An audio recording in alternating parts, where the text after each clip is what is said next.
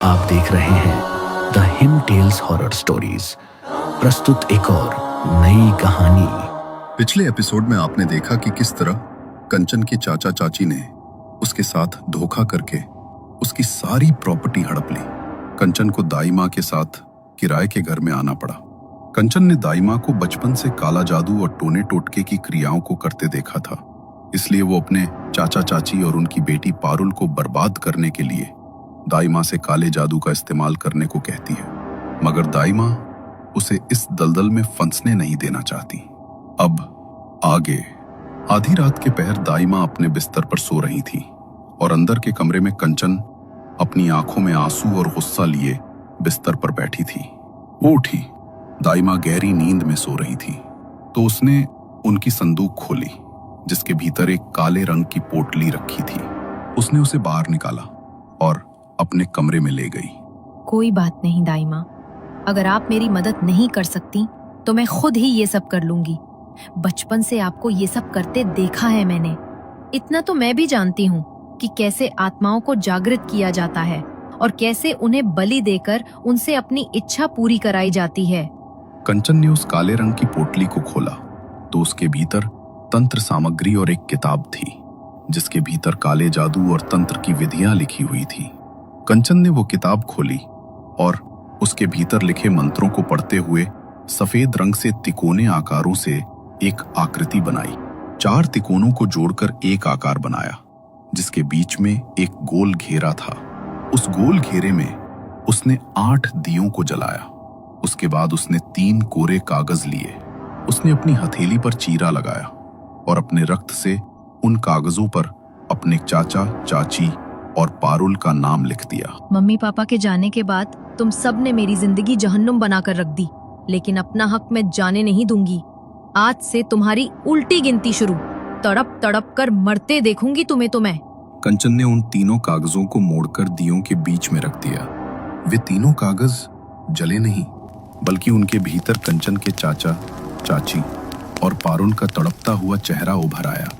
दियों से निकलने वाली आग की लपटें इतनी तेज हो गईं, मानो वहां कोई यज्ञ कुंड जल रहा हो। तभी कंचन के कमरे की खिड़की पर एक दस्तक हुई। जैसे ही वो दस्तक कंचन के कानों में पड़ी, उसके चेहरे पर एक शैतानी हंसी छा गई। वो उठकर खिड़की खोलने के लिए खिड़की की तरफ बढ़ी।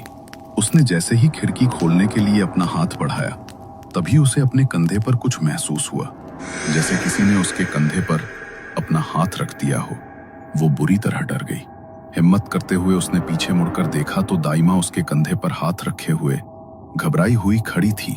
उन्होंने गुस्से में कंचन की तरफ देखा और उसे खींचती हुई अपने कमरे की तरफ ले गईं। मैंने मना किया था ना तुझे ये सब करने से, उसके बाद भी तूने मेरी बात नहीं मानी। मत पड़ इन सब में बेटा, वरना मेरी तरह पछताएगी। शांति से मौत भी नसीब नहीं होती है जब ये सब क्रिया करते हैं, और कभी मोक्ष नहीं मिल पाता। मेरी बात को समझ मेरी बच्ची, रोक दे ये सब। ठीक है, मंजूर है मुझे। मेरी आत्मा को मोक्ष अगर नहीं मिलेगा तो भी मंजूर है मुझे, लेकिन ऐसी जिंदगी और वो भी इस तरह से नहीं जी सकती मैं। मेरी बच्ची, तू बदले की आग में इस तरह जल रही है कि आगे होने वाली अनहोनी तुझे दिखाई नहीं दे रही।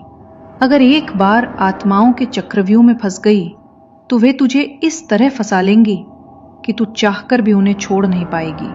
लेकिन दाई माँ, मेरे हक का क्या? जो मेरा हक उन्होंने मुझसे छीन लिया है उसका क्या? मैं सब समझ रही हूँ मेरी बच्ची, लेकिन अपना हक पाने के लिए ये रास्ता ठीक नहीं है। तूने जो क्रिया की है उसे काटना होगा, वरना वो आत्मा इसी तरह घर के बाहर दस्तक देती रहेगी, और मैं नहीं चाहती तेरा उसके साथ सामना हो। दाई माँ कंचन के साथ उसके कमरे में गई। उसके कमरे की खिड़की से अभी भी वो ठक ठक की आवाज आ रही थी। दाई माँ ने कंचन को कमरे के एक कोने में बैठाया और खुद कमरे के बीचों बीच जाकर बैठ गई, जहां उस आकृति के भीतर अभी भी वे दिए जल रहे थे। दाई माँ ने वहां बैठकर कुछ देर तक कुछ मंत्रों का उच्चारण किया।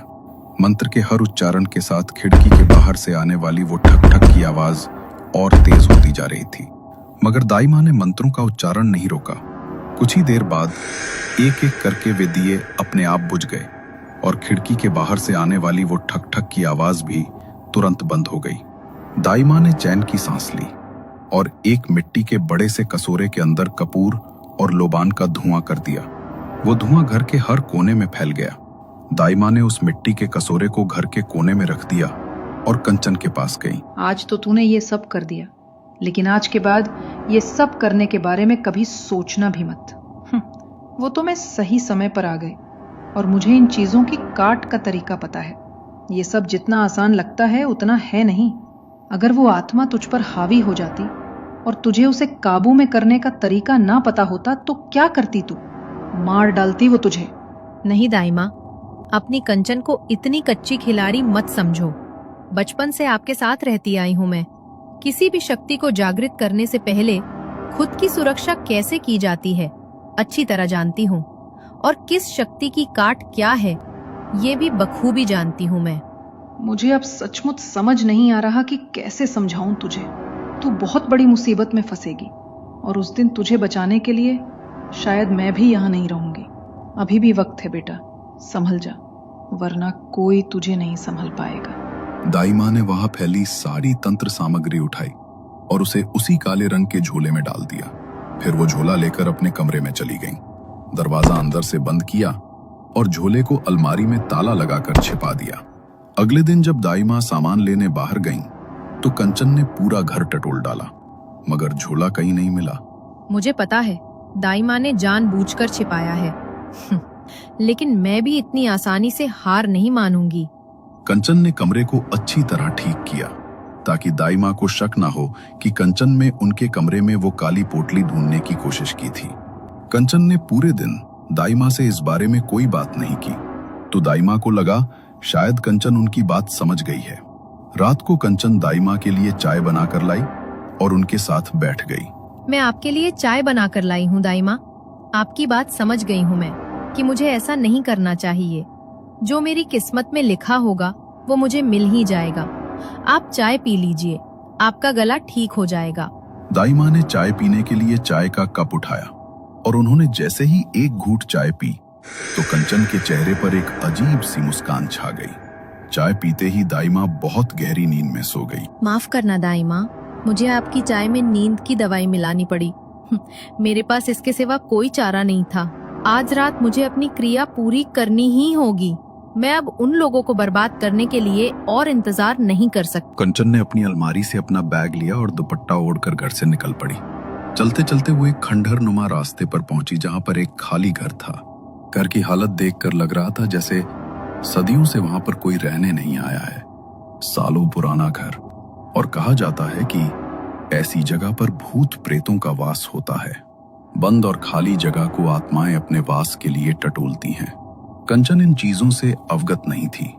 उसने उस खंडहर पड़े घर के बीचों बीच सफेद रंग से 4 त्रिकोणों को जोड़कर वही आकृति बनाई। उसने वहां पर 8 दिए जलाए और कुछ मंत्रों को बोलना शुरू किया। मंत्र बोलते हुए उसने अपने रक्त की बूंदें उन जलते हुए दियों के अंदर टपकाईं और अपने चाचा चाची और पायल की तस्वीरों पर अपने खून से टीका कर वहां पर रख दिया।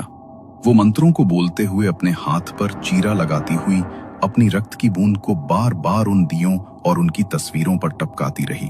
तभी कुछ देर बाद वहां का तापमान अचानक बदलने लगा। जो मौसम अभी तक सामान्य था अचानक से सर्द हो गया। कंचन को इतनी ठंड लगने लगी कि ठंड से उसके दांत किटकिटाने लगे। कुछ अजीब सी आहटें कंचन के कानों में पड़ रही थी, जैसे तो यहाँ पर एक नहीं बल्कि कई सारी भटकती हुई अतृप्त आत्माएं आ गई। अचानक यहाँ इतनी ठंड कैसे? कोई एक आत्मा यहाँ पर आती तो तापमान इतना ज्यादा नहीं बदलता। कुछ गलत हो रहा है, बहुत गलत। कंचन ने वहां पर एक और मिट्टी का दिया जलाया और उसके भीतर अपना रक्त टपकाकर कुछ अलग मंत्रों का उच्चारण किया। धीरे धीरे वहां का तापमान सामान्य होने लगा। कंचन का शरीर भी धीरे धीरे हल्का हो गया। उसने वहां से सारी सामग्री उठाई और एक काले कपड़े में लपेटकर उसे अपने बैग के अंदर रख लिया। अपना बैग लेकर वो अपने घर वापस आ गई और बैग को अपनी अलमारी के अंदर रख दिया। उसने नहाकर कपड़े बदले और सोने के लिए अपने बिस्तर पर आ गई। मगर जैसे ही उसने सोने के लिए आंखें बंद की, उसे लगा कि उसके पीछे कोई है जो उसके बालों को सहला रहा है। उसने हिम्मत करके अपने बालों में हाथ फेरा तो उसे लगा जैसे उसका हाथ किसी की उंगलियों से टकराया। वो बुरी तरह घबरा गई। उसका शरीर पसीने से भीग चुका था उसने हिम्मत जुटाई और आंखें खोली। डरते डरते उसने पीछे मुड़कर देखा तो उसे लगा कि कोई परछाई अभी अभी उसके सामने से गायब हो गई। किसी को अपने सामने ना पाकर कंचन थोड़ी शांत हुई। वो दूसरी तरफ करवट लेने के लिए मुड़ी ही थी कि तभी उसका ध्यान बिस्तर के सामने रखी अलमारी पर गया। अलमारी के ऊपर एक बड़ी सी परछाई बैठी हुई नजर आई, जो अपने पैरों को लगातार अलमारी पर मार रही थी और उसकी आवाज ठक ठक करके पूरे कमरे में गूंज रही थी। अपनी आंखों के सामने ये नजारा देखकर कंचन के रोंगटे खड़े हो गए, मगर जैसे ही उसने आंखें झपकाईं, वो काली परछाई अलमारी से गायब हो चुकी थी। इससे पहले कि कंचन कुछ समझ पाती, अगली आंख झपकाते ही वो परछाई डर के मारे कंचन की चीख निकल गई और वो वहीं बेहोश होकर गिर पड़ी। अगली सुबह उसके कानों में दाई माँ की आवाज पड़ी। उनकी आवाज से उसकी आंख खुली। दाई माँ बहुत घबराई हुई थी और घबराते हुए कंचन की ओर देख रही थी। मेरी बात नहीं मानी ना तूने? तुझे क्या लगता है कल रात जो किया मुझे कुछ पता नहीं चलेगा? जानती भी है कितनी आत्माएं, कितनी भटकती हुई आत्माएं तू अपने साथ ले आई है। बहुत बड़ी गलती कर दी तूने बेटी, बहुत बड़ी। मैंने कितनी कोशिश की थी तुझे बचाने की, इनसे दूर रखने की। अब बस यही दुआ है ये तेरे पीछे ना आए, नहीं तो कोई नहीं बचा पाएगा तुझे, कोई नहीं। दाई माँ की ये बातें सुनकर अचानक कंचन की आंखें खुली तो उसे समझ आया कि वह सपना देख रही थी। वह उठी और कल रात के बारे में बात करने के लिए दाई माँ के कमरे की तरफ गई तो उसमें देखा कि दाई माँ अभी तक सो रही हैं। उसे कुछ अजीब लगा क्योंकि दाई माँ कभी इतनी देर तक नहीं सोती थी, मगर तभी उसे याद आया कि रात को उसने ही दाई माँ को नींद की दवाई दी थी। शायद इसीलिए वो अभी तक सो रही हैं। इसलिए वो उन्हें उठाने के लिए उनके पास गई। दाई माँ उठो ना, सुबह के 8 बज गए हैं दाई माँ। मुझे कॉलेज भी जाना है और उसके बाद उस पार्ट टाइम जॉब के लिए इंटरव्यू भी अटेंड करना है। जल्दी उठो, मेरे लिए कुछ अच्छा सा नाश्ता बना दो ना। दाई माँ, लगता है दवाई का असर कुछ ज्यादा ही हो गया। सिर्फ आवाज देने से तो आप उठने वाली नहीं। उठो ना दाई माँ, प्लीज। कंचन ने दाई माँ को उठाने के लिए उन्हें सहलाया, मगर दाई माँ के भीतर कोई हलचल नहीं हो रही थी। तभी कंचन का ध्यान उनके चेहरे पर पड़ा, जो पूरी तरह काला पड़ चुका था और सांसें रुक चुकी थी। कंचन इस बात को बर्दाश्त नहीं कर पा रही थी कि दाई माँ अब इस दुनिया को छोड़कर जा चुकी है। कंचन ने अपना सिर पकड़ लिया और सिसकियां भरते हुए रोती हुई जमीन पर बैठ गई। तभी उसे वो सपना याद आया जिसमें उसे दाई माँ नजर आई थी। इसका मतलब वो सपना नहीं था। दाई माँ ने मुझे बचाने के लिए बहुत कोशिश की, मगर वो आत्माएं उन्हीं पर हावी हो गई होगी। मेरी वजह से दाई माँ की जान चली गई और वो पोटली, जरूर दाई माँ ने उसे छेड़ा होगा, वरना वो आत्मा उनके पास जाती ही नहीं। कंचन ने अपने कमरे में जाकर देखा तो वहां पर वो पोटली नहीं थी। कंचन का रो रो कर बुरा हाल हो चुका था। उसने हिम्मत जुटाते हुए पड़ोस के कुछ लोगों के साथ दाई माँ का अंतिम संस्कार किया। रात को वो घर पर अकेली थी और दाई माँ को याद करते हुए उनकी तस्वीर देखकर रो रही थी। तभी वहां पर उसके चाचा, चाची और पारुल आए। उन्हें वहां देखकर कंचन का खून खौल उठा। आप लोगों की हिम्मत भी कैसे हुई यहाँ आने की? यहाँ आने से पहले शर्म नहीं आई आप लोगों को? चले जाइए यहाँ से, वरना मेरी दाई माँ की आत्मा को मुक्ति भी नहीं मिलेगी। कहा था ना मैंने, मत आओ यहाँ पर। ये लड़की तो बचपन से ही ऐसी है, पहले अपने माँ बाप को खा दी और अब दाई माँ भी चल बसी।